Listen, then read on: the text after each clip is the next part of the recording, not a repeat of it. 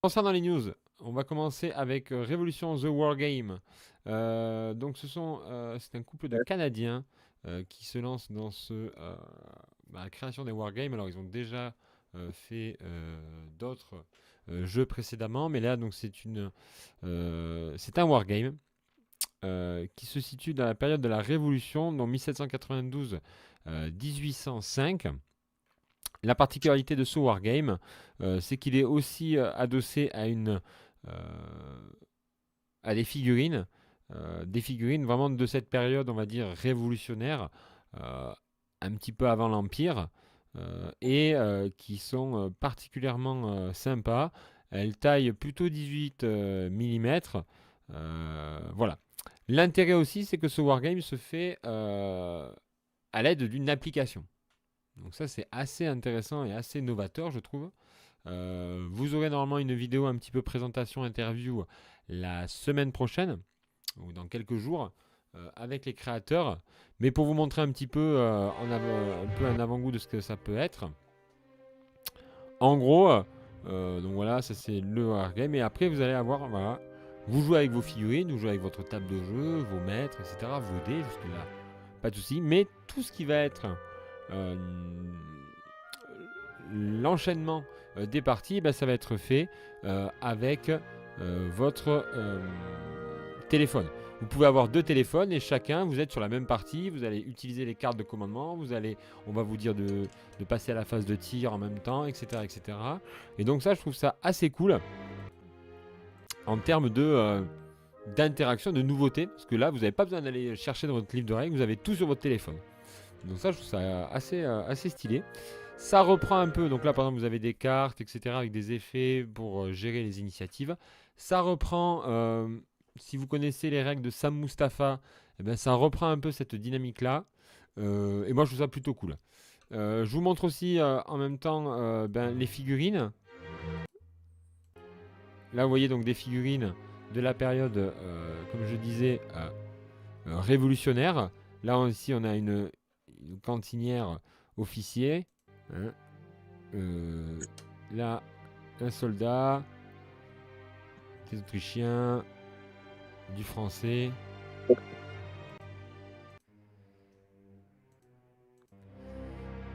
Donc ça s'appelle Révolution The Wargame. Donc voilà, ça a été un petit coup de cœur quand même de par la motivation de des créateurs, mais aussi de ce qu'ils proposent comme contenu. Vous avez un différent niveau pour pouvoir c'est parfaitement adapté au jeune public de notre wargame historique. L'idée, moi, je trouve que c'est plutôt bien, c'est d'aller chercher. Eux, ils sont assez, ils ont une trentaine d'années, un peu comme moi. Et en fait, ils jouent beaucoup à la fac. Et à la fac, ils se sont aperçus que le téléphone, tout le monde était sur son téléphone. Ils se sont dit, pourquoi pas, en fait, que les gens, ils jouent avec leur téléphone, mais que ça soit beaucoup plus, on va dire, que le téléphone serve au jeu, en fait. Et donc, moi, je trouve ça assez intéressant. Vous verrez lors de la vidéo présentation que c'est assez poussé, l'interaction qu'il y a avec le téléphone. Par exemple, l'initiative, ça se fait avec un niveau de carte, mais vous avez un petit bonus si vous êtes plus rapide que votre adversaire à choisir et à prendre des décisions. Moi, je trouve ça c'est assez intéressant comme manière de jouer. Je vais vous montrer peut-être, est-ce que j'ai les images, elles sont ici, voilà, donc des images du contenu. Donc là, ici, vous avez Félicité.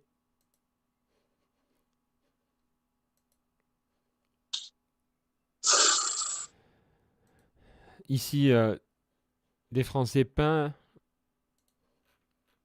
D'autres exemples là de Français peints. Donc moi, je trouve ça assez sympa. C'est souvent pas une période qui est très mise en avant.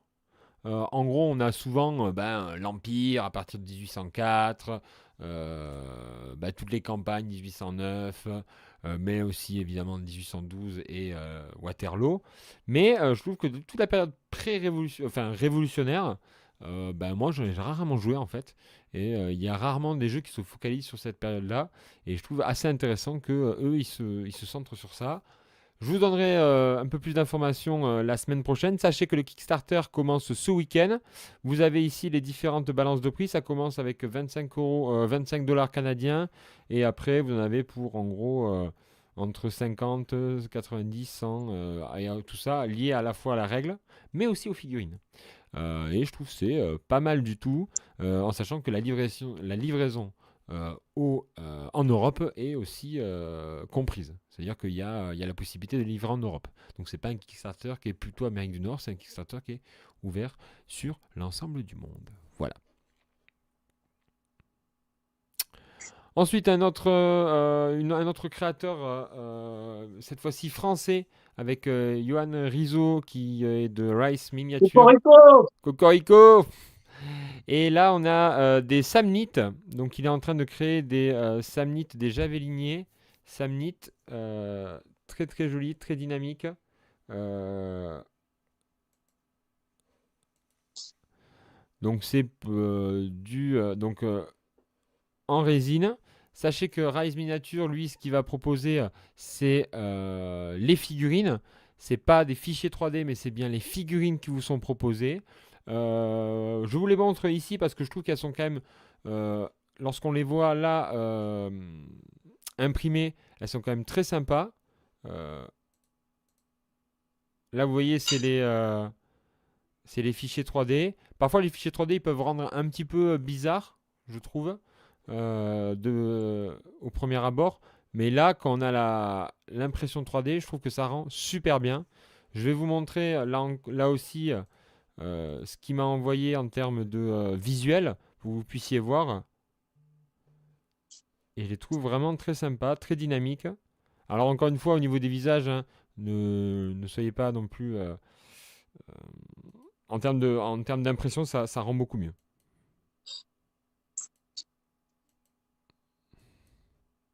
Donc ça peut être très sympa pour une armée, évidemment, antique. Pour du Saga, puisqu'il y a Saga, évidemment, antique qui est sorti. Donc voilà, il est en train d'être en contact pour essayer d'écouler sa production chez Philibert. Suivez ses actualités sur sa page Facebook. Donc sa page Facebook, donc c'est Johan Rizzo.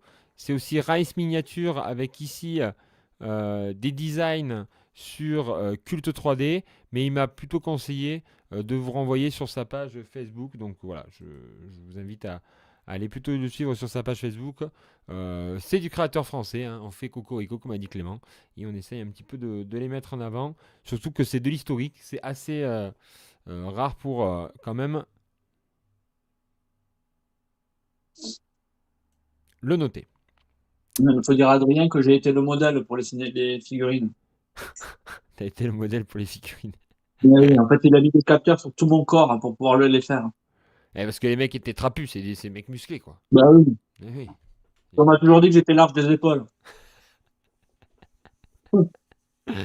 On continue avec du curage à miniature, mais cette fois-ci en 15 mm.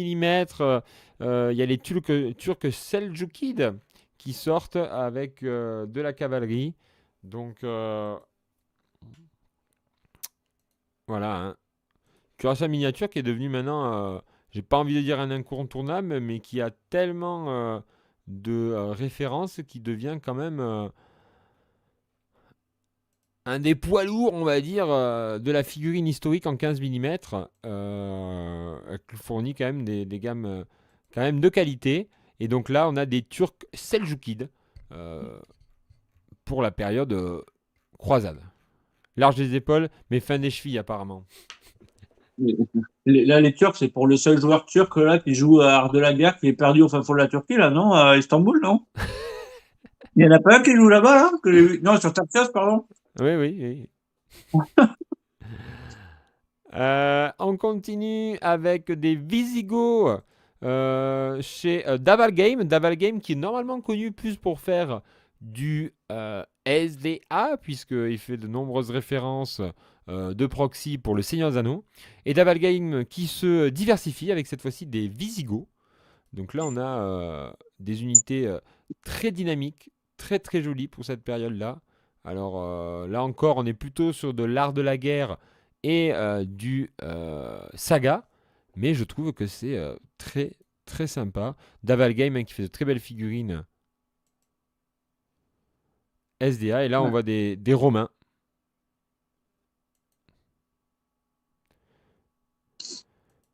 Donc là, on a les fichiers pour 19 $, et après, à vous de vous les faire imprimer ou de les imprimer. Donc là encore, hein, vraiment, les fichiers 3D, au début, j'étais un peu réticent à les mettre en avant dans les news. Je voulais rester très figurine. Mais maintenant que de nombreux... Maintenant que tu as une imprimante 3D, Non, mais j'ai pas une imprimante 3D, mais je fais imprimante 3D évidemment, donc ça m'intéresse. Mais plus largement, je trouve que en historique, il y a vraiment une grosse production de fichiers 3D maintenant, alors qu'à l'avant, c'était clairement pas. C'était à la marge et c'était surtout le fantastique qui dominait. Ça domine toujours, évidemment, mais il y a de plus en plus d'historique. Et là, hein, quelqu'un qui à la base faisait du fantastique qui se met à produire de l'historique, c'est quand même à noter. D'ailleurs, on continue avec un Kickstarter du Napoleonic Prussian Landwehr.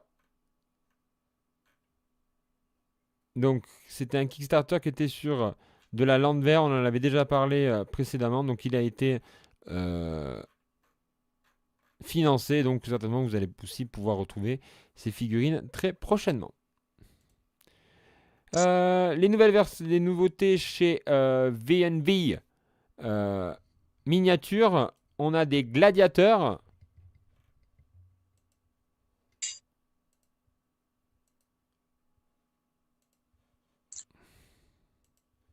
Alors les gladiateurs, on peut le faire soit pour une armée alors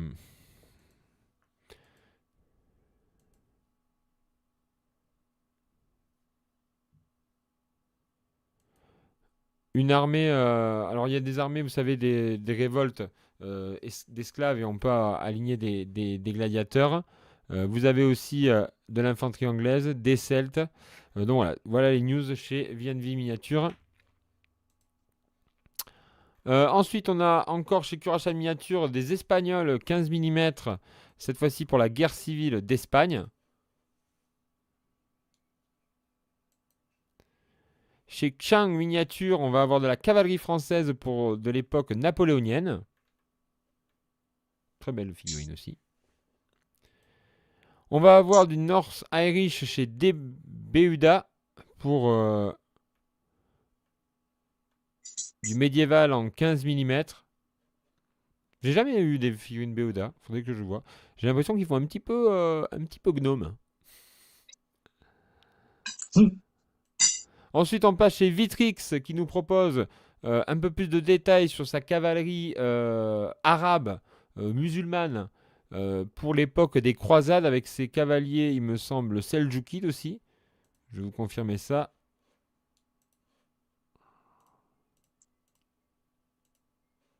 on est encore sur les gnomes là. Ah, pardon.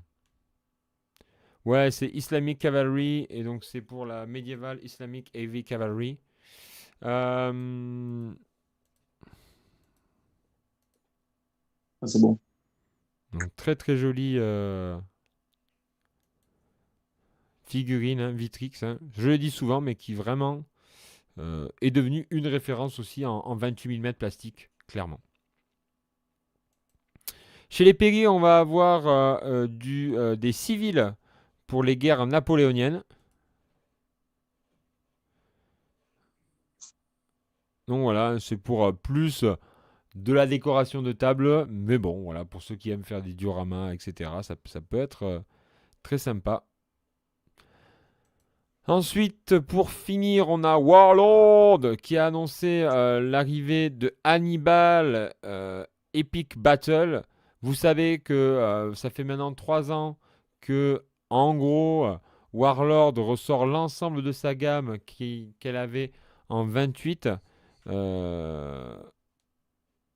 Eh bien, elle les sort en 12 mm.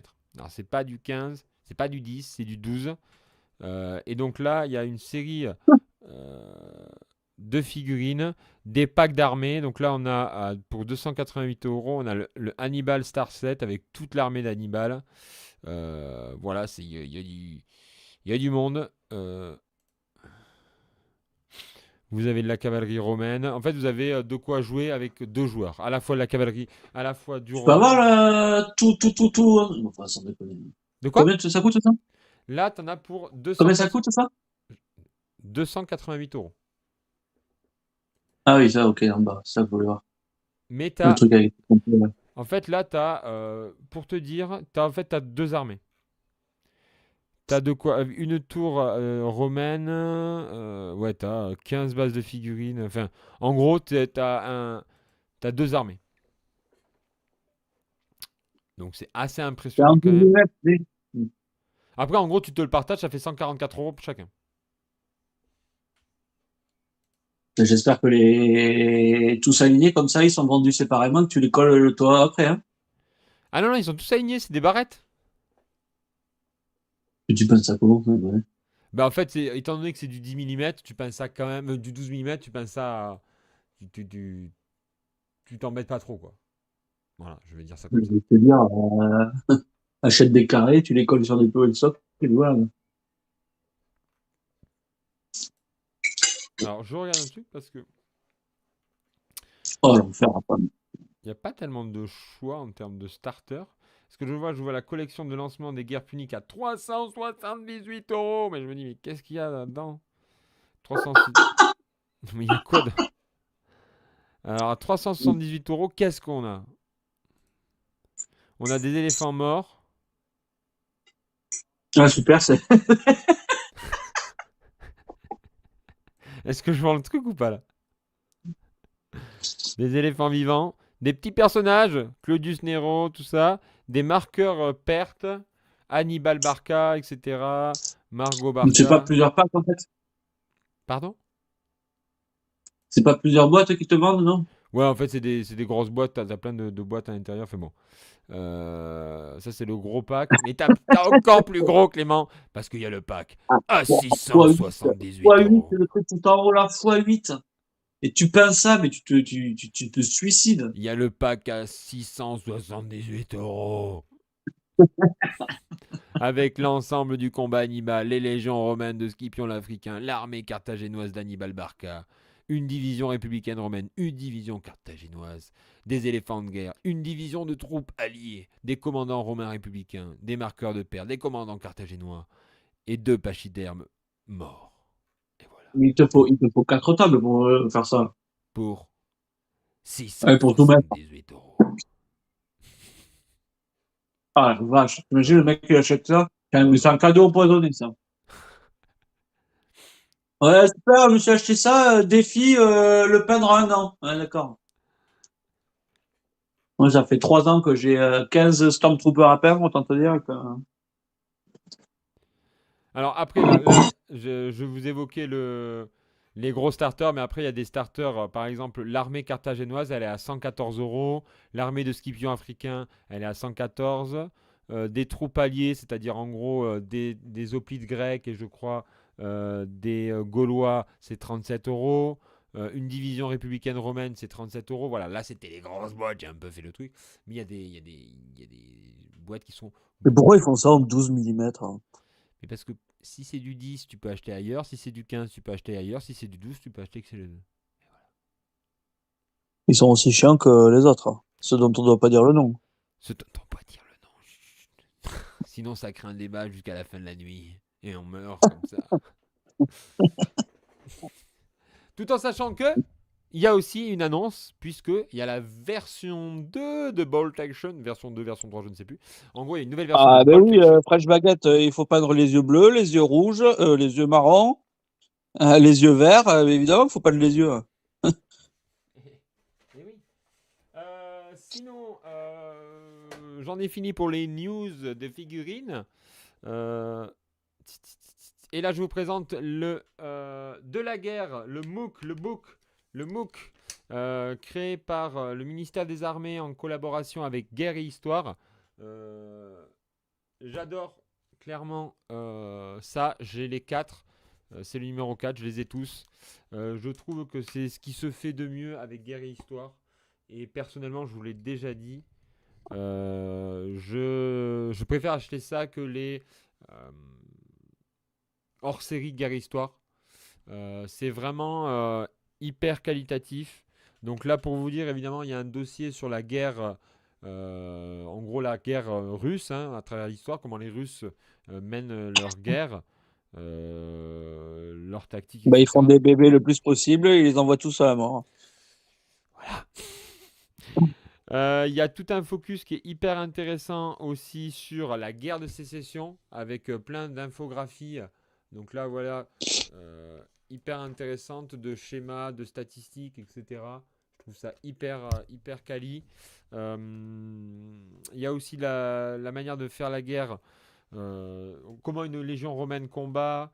On a tout un truc sur François Ier et Charles Quint. J'ai pas encore fini de le lire, mais moi je me suis vraiment, j'ai adoré lire toute la partie sur la guerre russe. Il y a les, Mais du coup, ils n'y étaient pas, les historiens. Du coup, ça reste que des hypothèses. c'est-à-dire, Mais ils n'y étaient pas. Pendant qu'il y avait les Romains. Donc, ils n'en savent rien, en fait. mais par les sources. De toute façon, de manière, l'histoire Ah ouais. ne fait que par des sources. D'accord. Ok, ok. Ensuite, on a, voilà, vraiment, je vous invite vraiment, je vous conseille d'acheter ce MOOC. C'est épais, c'est au prix de 19,99 €, donc 20 balles. Mais vraiment, c'est top. Si vous l'avez, n'hésitez pas à me dire ce que vous en pensez. Moi, voilà, je vous conseille de l'avoir. Il est vraiment super. Adrien qui te dit Clément, arrête de faire ton Ridley. Donc dites-moi en commentaire ce que vous avez préféré parmi tout ce que je vous ai proposé. Et moi je vous dis à très vite dans la taverne pour de nouvelles news. Et voilà.